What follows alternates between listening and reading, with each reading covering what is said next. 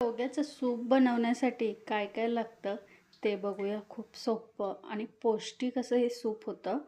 त्यासाठी इथे एक तेजपत्ता घेतला आहे, दालचिनीचा छोटा तुकडा घेतला आहे आणि 4-5 काळी मिरी घेतली, लसूण पाकळ्या घेतल्या 4-5, अद्रकचा तुकडा घेतला आहे, कांदा घेतला आहे कापून आणि कोथिंबीर घेतली आहे. कोथिंबीरच्या काड्या असतील तरीही चालेल आणि शेंगा अशा बारीक बारीक कट करून घेतल्या, त्याची साल काढली नाही आहे.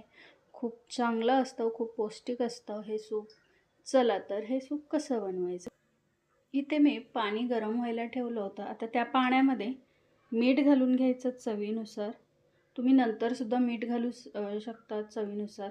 आधी का घालायचं, शेंगांना चांगलं मीठ लागतं आणि सूप खूप छान चव येते, अळणी लागत नाही, म्हणून मीठ आधी घालते. पाव चमचा हळद, त्यामध्ये जे आपण मसाले काढलेत ते, तेजपत्ता, दालचिनीचा तुकडा, काळी मिरी, कापलेला कांदा. हा एक छोटा कांदा कापून घेतला होता. तुम्हाला सूपचं क्वांटिटी किती ठेवायची त्याप्रमाणे तुम्ही मसाले वाढवू शकता किंवा कमी करू शकता. लसूण, अद्रकचा तुकडा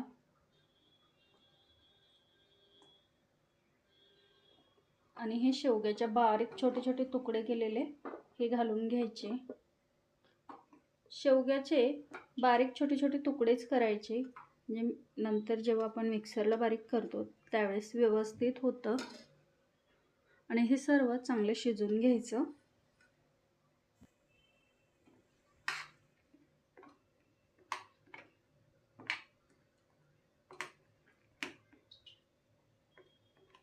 एक 10 ते 15 मिनिटात चांगलं शिजतं हे.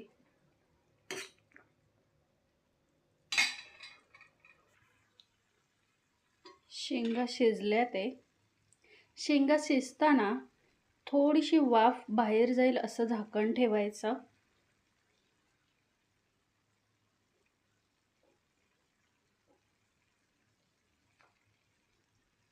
लसूण सुद्धा शिजलाय चांगला. आता ह्यातला जो खडा मसाला घातलाय तो काढून घ्यायचा.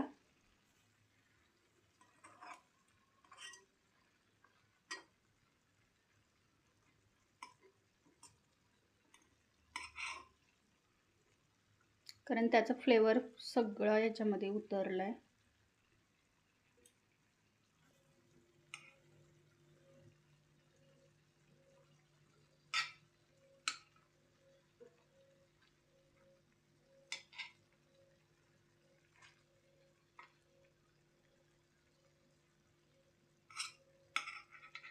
आणि हे जे बाकीचं आहे हे मिक्सरमधून वाटून घ्यायचं.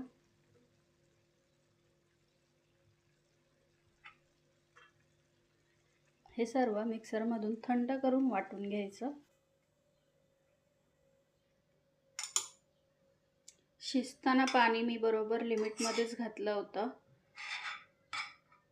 जर आपल्याला एक्स्ट्रा पाणी लागलं तर कोमट पाणी घालायचं किंवा थोडंसं गरम करून पाणी घालायचं, थंड पाणी घालायचं नाही, नाहीतर चव बदलते त्याची. थंड झालंय तर याला वाटून घेऊया आपण. मस्त वाटल्यानंतर खूप छान हिरवंगार असं. आता हे एका चाळणीत टाकून गाळून घ्यायचं. मी इथे एक पातेले घेतलंय आणि अशी पुरणाची चाळण आहे माझ्याकडे, ती घेतली आहे, त्याच्यामध्ये घालून ते गाळून घेणार आहे. खूप चवदार पौष्टिक असं शेवग्याचं सूप तयार होतं आणि ह्या दिवसात तर खायला खूपच बेस्ट. प्यायला हे सूप किंवा शेवग्याची कुठलीही भाजी खायला खूप चांगली. आणि शेवगा ऑल सीझन भेटतो. तुम्हाला हे सूप जास्त घट्ट वाटलं तर तुम्ही ह्याच्यात कोमट पाणी ॲड करू शकता.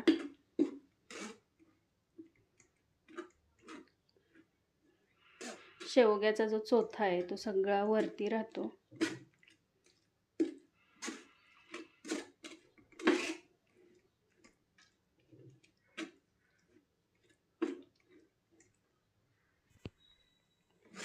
शिजताना जर पाणी जास्त राहिलं तर ते पाणी अजिबात ओतून द्यायचं नाही. तेच पाणी परत वापरायचं जेव्हा आपण सूपला फोडणी देणार आहे तेव्हा ते पाणी वापरायचं.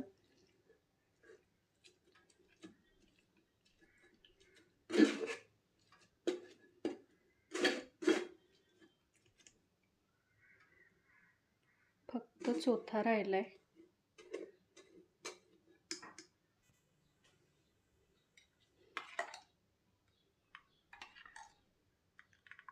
किती छान घट्टसर असं तयार झालंय आपलं सूप.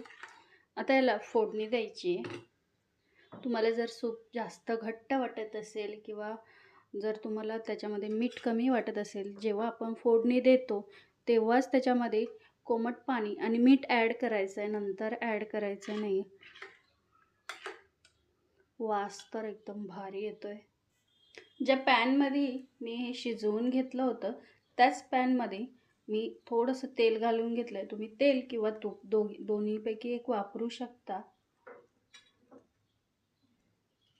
नंतर तुम्हाला हवं तर थोडं हिंग घाला, खूप छान चव लागते आणि हिंग ऑप्शनल आहे.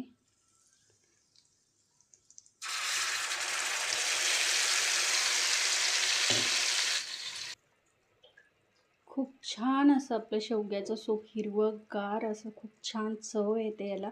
खूप छान झालं आहे. फक्त एक उकळी काढून घ्यायची आहे. पौष्टिक असं शेवग्याचं सूप तयार आहे.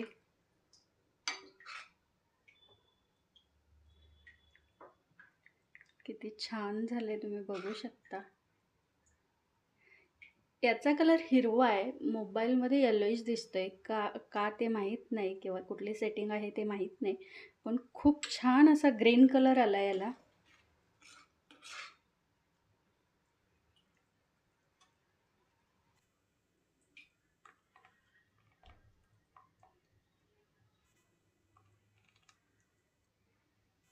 मस्तच गरमागरम शेवग्याचं सूप.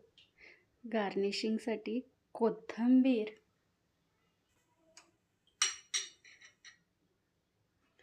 मस्तच. तुम्हाला जर ह्या शेवग्याच्या सूपाची रेसिपी आवडली असेल तर नक्की कमेंट करून सांगा आणि आवडल्यास लाईक, शेअर आणि सबस्क्राईब केलं नसेल तर सबस्क्राईब करा. Thank you so much.